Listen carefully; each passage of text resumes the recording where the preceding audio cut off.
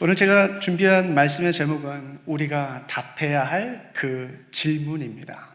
우리가 답해야 할 그 질문.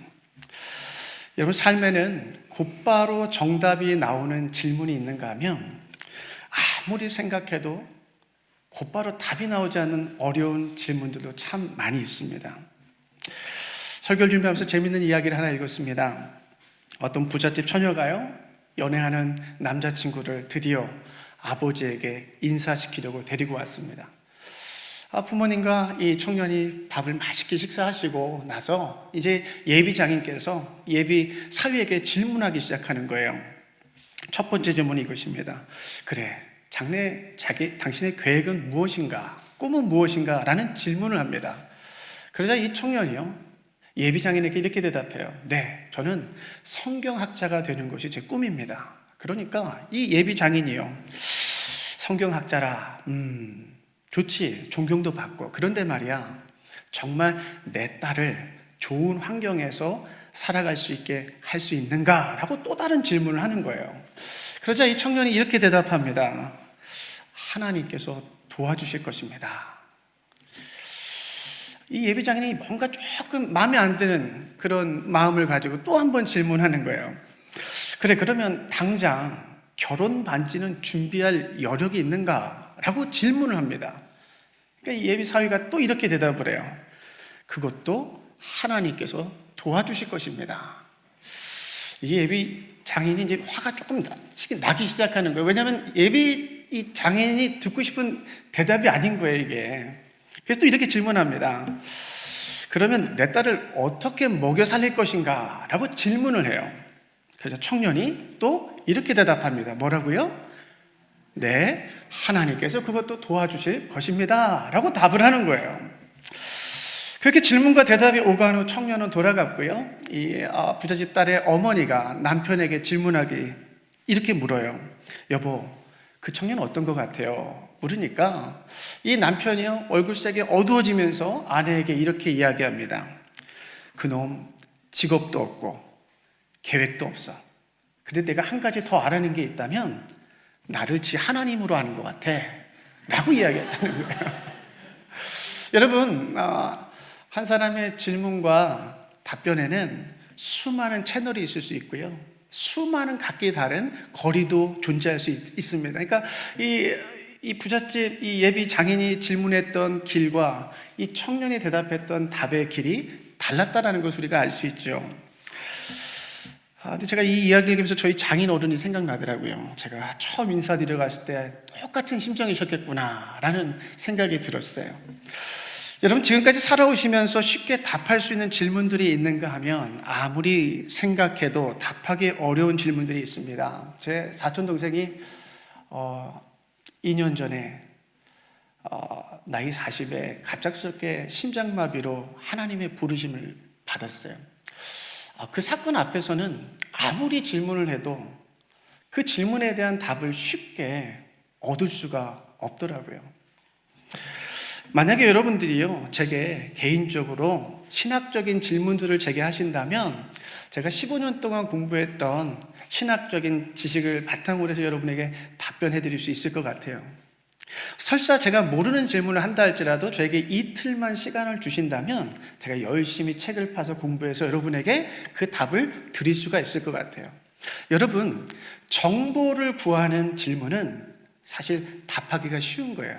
하지만 경험을 묻는 질문은 답하기가 참 곤란합니다. 왜냐하면 나이대에 따라 경험도 다를 수 있고요, 사는 지역에 따라서 다를 수도 있고, 제가 있는 미국은요, 백인들이 경험하는 하나님과 저와 같은 에이션이 경험하는 하나님이 조금씩 다를 수가 있어요. 그러니까 그 경험에 대한 질문을 할 때는 답하기가 굉장히 어렵다라는 것이죠. 근데 여러분, 왜 질문을 할까요? 졸리신데 제가 계속 이렇게, 저는 설교할 때 이렇게 좀 많이 질문을 해요. 여러분, 왜 질문을 할까요? 저희 아이들이 종종 학교에서 시험이 있어서 공부하는 것을 보면 시험과 질문의 목적은 이것입니다. 시험 100점 맞아서 합격시키고 못 맞히면 떨어뜨리는 게 목적이 아니에요. 시험과 질문은 오히려 시험과 질문을 통해서 그 학생들이 그 내용을 잘 숙지하고 있는지, 잘 알고 있는지 자기 자신을 점검할 수 있도록 기회를 주는 것이 바로 질문의 목적입니다. 자, 그런데 여러분 그거 아십니까? 우리 하나님께서 성경을 읽다 보면 참 많은 질문들을 던지세요. 여러분 창세기 보시면 아담이요, 하나님께서 먹지 말라는 선악과를 먹고 나서 자기가 벌거벗은 것을 깨닫게 됩니다. 그리고 하나님의 낯을 피하여 숨게 돼요. 그때 하나님께서 아담을 부르세요. 아담아, 아담아, 내가 어디에 있느냐라는 질문을 하세요. 여러분, 에덴 동산 누가 디자인하셨죠? 하나님. 에덴 동산 누가 창조하셨죠? 하나님. 그리고 우리 장로님들 늘 기도하실 때마다 전지전능하신 하나님이라고 우리가 고백하잖아요. 모든 것을 하실 수 있는 전능하신 하나님, 그리고 모든 것을 아시는 그 하나님께서 에덴 동산의 구석구석까지 다 알고 계셨을 그 하나님께서 왜 아담아, 내가 지금 어디에 있느냐라고 묻고 계실까요? 왜 질문하실까요? 여러분, 그것은 아마도 범죄한 아담이 스스로 하나님의 낯을 피하여 숨어 있는 자기 자신을 인식하고 발견하고 깨닫고 하나님 앞에 나올 수 있도록 하시기 위해서 지금 하나님께서 질문하고 계시는 거예요. 어디 있는지 아심에도 불구하고. 여러분, 그렇게 나와서 범죄한 것이 하나님 앞에 다시 회복되기를 원하시는 마음으로 하나님은 아담아, 내가 지금 어디에 있느냐라고 질문하셨다는 것입니다. 여러분, 요나서를 살펴보면 이 책은요, 참 신기하게도 질문으로 책이 끝나고 있습니다. 여러분, 이 요나서 4장 10절에서 11절 보시면 제가 세 번역을 한번 읽어드릴게요. 요나, 내가 수고하지도 않았고 내가 키운 것도 아니며 그저 하룻밤 사이에 자라났다가 하룻밤 사이에 죽어버린 이 식물을 내가 그처럼 아까워하는데 하물며 좌우를 가릴 줄 모르는 사람들이 12만 명도 더 되고 짐승들도 수없이 많은 이 큰 성읍 니느웨를 어찌 내가 아끼지 않겠느냐? 퀘스천. 여러분, 요나서가 이렇게 질문으로 끝나고 있어요. 왜 그럴까요? 왜 질문으로 이 책을 마치고 있을까요? 하나님께서. 여러분, 요나는요, 하나님의 마음을 이해 못했던 사람입니다. 선지자였음에도 불구하고 하나님께서 니느웨성에 가서 회개의 말씀을 선포하라고 해도 버팅기면서 니느웨 백성들, 이스라엘을 힘들게 하는 백성이니까 죽어 마땅한 민족이라고 그렇게 그냥 배 타고 멀리 도망갔던 그 사람 아닙니까? 하나님의 일을 하면서도 하나님의 마음을 도무지 이해하지 못했던 요나에게 하나님은 질문하고 계시는 거예요. 네가 심지도 않고 수고하지도 않은 박농쿨이 너에게 그늘을 줬다. 근데 그것이 하루아침에 그것이 말라 시들어 너에게 더 이상 주지 못하는 그 박농쿨을 이렇게 아끼거든. 니느웨 성에 있는 12만 명이 넘는 내가 창조한 이 백성들과 짐승들을 내가 아끼는 것이 당연한 것이 아니겠느냐. 여러분, 도저히 하나님을 이해하지 못하고 하나님의 마음을 알지 못했던 요나에게 하나님은 질문의 방식을 통하여 하나님의 마음을 배울 수 있도록 하시는 거예요. 그게 그 질문의 목적이었습니다. 여러분, 그렇게 질문은요, 듣는 이로 하여금 자신의 생각과 감정과 경험과 의지를 확인하게 만드는 놀라운 힘을 가지고 있다는 것입니다. 질문은. 조심 안 됩니다. 네. 여러분, 예수님께서 공생애 동안 사역하시면서 하나님 나라를 가르치시거든요. 하나님 나라. 근데 하나님 나라를 가르치실 때 예수님께서 사용하셨던 교수법이 있습니다. 크게 두 가지인데요. 하나는 비유입니다. 사람들이 알아듣기 쉽도록 예수님은 비유를 통해서 하나님의 나라를 가르치시고 말씀을 가르치셨어요. 근데 또 하나의 방법이 뭐냐면 질문의 방식이에요. 질문의 방식. 예수님의 모든 질문이라는 책을 쓴 저자 스탠 거슬리는 이렇게 주장합니다. 예수께서 질문을 통해 사람들을 가르치시고 변화시키셨다라고요. 비유를 통해서도 가르치셨지만 예수님은 여러 질문들을 통해서 청중들로 하여금 그 질문에 대해서 생각하고 자기 자신을 돌아보게끔 하심으로 가르치시고 변화시키셨다는 거예요. 여러분, 여기 예수님의 몇 가지 질문들을 제가 가지고 왔습니다. 한번 여러분 속으로 답변해 보세요. 예수님께서 마가복음 8장 27절에 보시면 이렇게 질문합니다. 사람들이 나를 누구라 하느냐라고 물어요.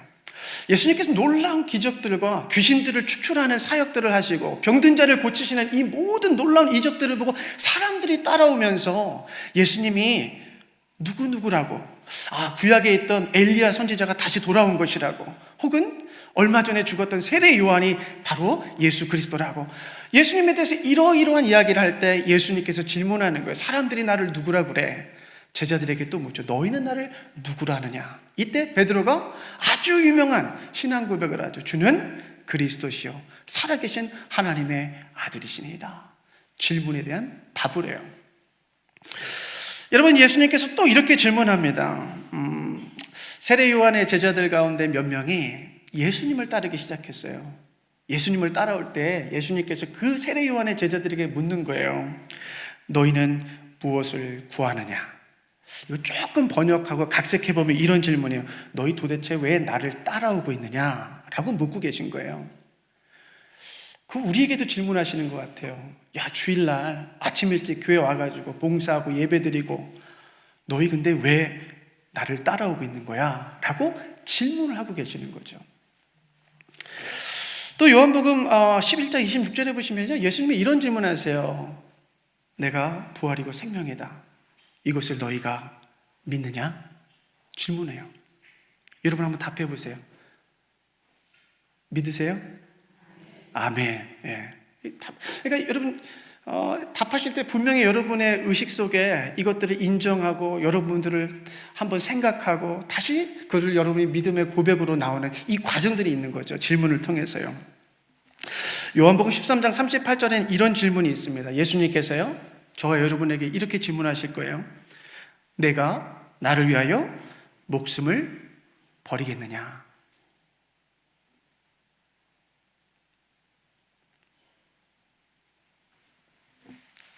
어렵죠, 이 질문이요. 사랑하는 여러분, 이 질문들 가운데는 쉽게 답할 수 있는 질문이 있는가 하면 우리가 대답하기에 주저하게 만드는 질문들이 있습니다. 우리가 몰라서 주저하는 질문이 아니고요, 오히려 너무나 부담스러워서 답하기가 주저되는 그런 질문들이 더 많이 있는 것이죠. 그러나 여러분, 예수님의 이 질문들은 분명한 목적을 가지고 있습니다. 이 질문들에 대답해야 할 우리 자신들을 되돌아보고 우리의 상태가 어떠한지를 점검하게 하고 그로써 다시 한번 더욱더 성장하게 만들기 위해서 예수님은 계속해서 질문하고 계시다라는 것이죠. 제가 성경을 읽으면서 개인적으로 제일 예수님께서 질문하셨던 것 같아 가장 어려운 질문, 제게 있어서 대답하기 정말 어려운 질문이 오늘 본문에 있는 그 질문이라고 저는 생각을 합니다. 예수님께서 부활하신 후에 세 번째 제자들에게 나타나신 사건이 오늘 요한복음 21장 기록되어 있는데요. 예수님께서 제자들을 위해서 조반 아침을 차려주시고요, 함께 아침을 드시고 나서 생뚱맞게 베드로를 불러가지고 이렇게 질문하는 거예요. 요한의 아들 시몬아, 내가 이 사람들보다 나를 더 사랑하느냐? 라는 질문을 한 번만 하시는 게 아니고요, 세 번을 똑같은 질문을 하고 계십니다. 이 똑같은 질문을 주님은 베드로에게 세 번이나 대답하죠. 예수님께 대답합니다. 주님, 그렇습니다. 내가 주님을 사랑하는 것을 주님 당신께서 아십니다. 라고 대답을 합니다. 사랑하는 여러분, 왜 예수님께서 지금 베드로에게 세 번이나 똑같은 질문을 하고 계실까요? 여러 가지 해석이 가능할 것입니다. 우리 많은 목사님들, 이제 신앙생활 오래 하신 분들은 설교 많이 들으셨을 거예요. 이 본문에 대해서. 베드로가 예수님을 세 번이나 부인하고 저주했기 때문에 그 실패한 베드로를 회복시키기 위해서 예수님이 똑같이 3번을 질문했을 것이다 라고 해석하는 설교들 많이 들으셨을 거예요. 예, 아주 가능성 있는 해석입니다. 또 하나의 가능성은요, 이것입니다. 예수님께서 베드로야, 네가 나를 정말 사랑하느냐라고 물으실 때 사용했던 헬라어는 아가페라는 헬라어를 사용합니다. 무조건적인 사랑을 요구하고 계시는 거예요, 베드로에게. 근데 베드로는 주님 아십니다, 내가 당신을 사랑하는 것을 아십니다라고 답할 때 아가페라는 단어를 사용하지 않아요. 오히려 필로스라는 단어를 사용해요. 형제들 간의 우애나 어떤 그러한 사랑의 차원으로 답하고 있는 거예요. 그러니까 예수님께서 아가페적인 무조건적인 사랑을 요구하시고 묻기 위해서 3번이나 똑같은 질문을 했다라고 이해할 수도 있을 것입니다. 그런데 여러분,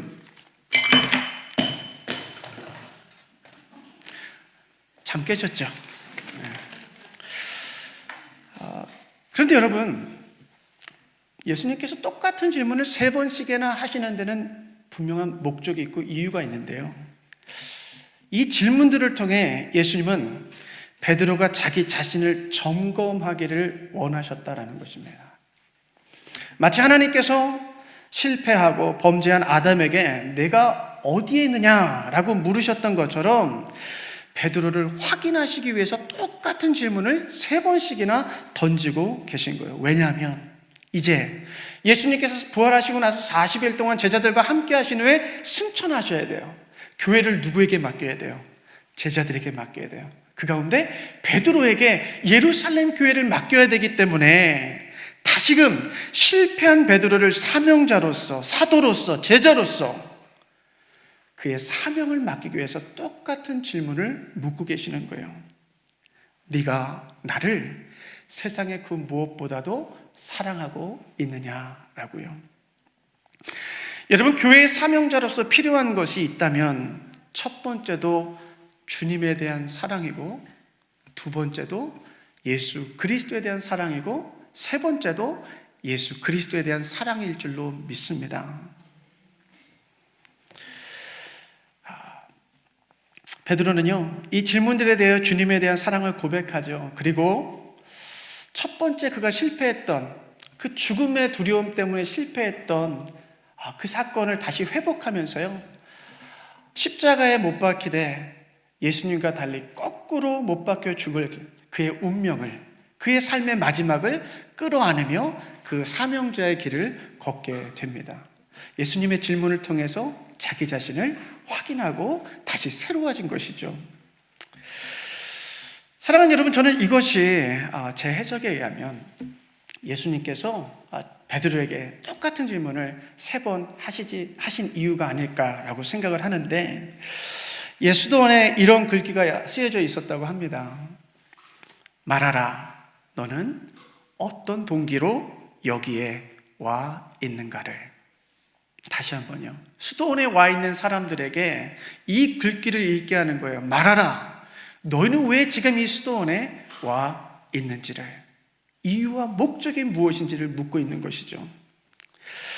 부활의 주님께서도 우리가 어떤 동기로 이 자리에 와 있는지를 물으시기를 원하세요. 왜 이 자리에 와 있느냐? 그것을 말하라. 그런 의미에서 우리 주님께서 저와 여러분에게 다시 한번 이 질문을 던지십니다. 내가 나를 세상 그 어떤 것들보다 더 사랑하느냐? 우리 주님께서 이 사랑을 물으시는 이유는 아주 분명합니다. 요한복음에 의하면 너희가 나를 사랑하면 나의 계명을 지킬 것이다 라고 말씀하셨고, 또 나의 계명을 지키는 자라야 나를 사랑하는 자라 주님께서 말씀하셨기 때문입니다. 사랑하는 여러분, 예수의 길을 따라가는 데 있어서 그분에 대한 사랑은 반드시 필수적이고요, 주님의 몸된 교회를 섬기는 데 있어서도 주님에 대한 사랑은 반드시 필수적입니다. 그런데 제가 이제 미국에서 담임 목회를 이제 5년 하고요, 사역만 20년을 했는데요, 어느 순간 제 자신을 돌아보게 되었어요. 예수 그리스도에 대한 사랑이 없어도 설교문을 충분히 작성할 수 있구나 라는 것을 보게 되었어요. 주님에 대한 사랑이 없어도 주일날 강단 위에 올라와서 정말 거룩한 척하면서 설교할 수 있구나 라는 것을 발견하게 되었어요. 교회 안을 보면 주님에 대한 사랑이 없이도 열심히 땀 흘리며 봉사할 수 있는 사람들이 있습니다. 주님에 대한 사랑이 없어도 사람들과의 관계 때문에 얼마든지 교회 활동할 수도 있고요, 직분 때문에도 할 수 있고요, 주님에 대한 사랑이 아니어도 얼마든지 교회에서 활동할 수 있구나라는 것을 보게 되었어요. 사랑하는 여러분, 그러나 주님에 대한 사랑이 있어야만이 자기 십자가를 질 수 있고요, 주님에 대한 사랑이 있어야만이 자기 부인과 희생의 길을 걸어가며 진짜 사명자로 살아갈 수 있습니다. 그래서 예수님의 이 질문이 제게는 제일 힘들고 어려운 질문이에요. 답하기가. 영현아, 네가 정말 이 세상보다 나를 더 사랑하느냐? 영현아, 네가 정말 나를 세상 무엇보다 더 사랑하느냐? 아무개 장로님, 아무개 권사님, 아무개 집사님, 정말 예수님을 세상 그 무엇보다도 사랑하고 계십니까? 아멘. 네. 여러분, 찬송가 511장을 부를 때마다 저는 제 스스로에게 늘 질문해요. 마음이 무거움을 가지고 그 찬양을 고백하는데, 내 구주 예수를 더욱 사랑, 내 진정 소원이 내 구주 예수를 더욱 사랑. 저는 이 찬양 부를 때 너무 부담스럽더라고요. 목사임에도 불구하고. 여러분은 어떠세요? 내 구주 예수를 더욱 사랑, 내 진정 소원이 내 구주 예수를 더욱 사랑. 분명 우리 주님은 저와 여러분의 답을 알고 계십니다. 그럼에도 불구하고 지금 우리의 마음이 어디에 있는지, 우리의 상태가 어떠한지, 또 우리의 대답이 무엇인지 다시 돌아보고 확인하기를 원하세요.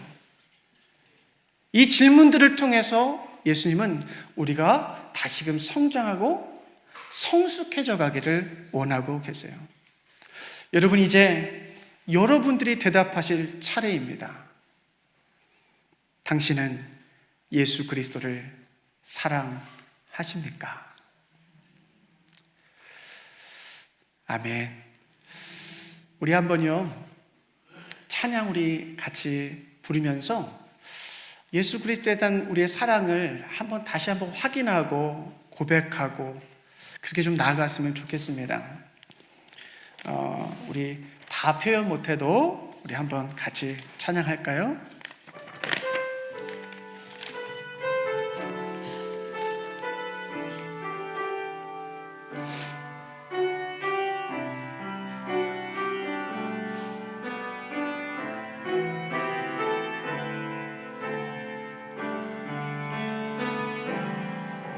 다 표현 못해도 나 표현하리라.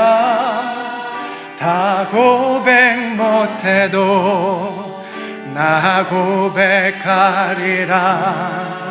다 할 수 없어도 나 알아가리라.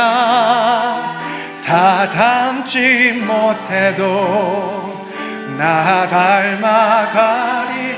다시 한번 고백할까요? 다 표현 못해도, 다 표현 못해도 나 표현하리라.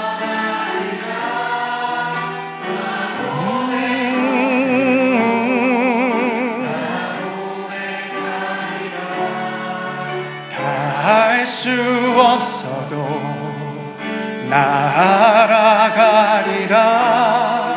다 닮지 못해도 주님을 나 닮아가리라. 그 사랑 얼마나 아름다운지. 아멘. 그 사랑 얼마나 날 부욕해 하는지, 그 사랑 얼마나 크고 놀라운지를, 그 사랑 얼마나 나를 감격하게 우리 처음부터 다시 한번 고백하죠. 다 표현하지 못해도, 다 표현 못해도 나 표현하리라. 다 고백 못해도 나 고백하리라. 할렐루야. 하나님, 우리에게 그 마음 주시옵소서. 주님, 우리에게 그 마음을 부어주시옵소서. 주님, 못해도 나 닮아가리라. 표현 못해도 나 표현하리라. 다 고백 못해도 주님께 나 고백하리라. 아멘. 할 수 없어도 나 알아가리라. 다 닮지 못해도 주님을 더욱, 아멘. 그 사랑 얼마나 아름다운지, 그 사랑 얼마나 날 부욕해 하는지, 아멘. 그 사랑 얼마나 크고 놀라운지를, 그 사랑 얼마나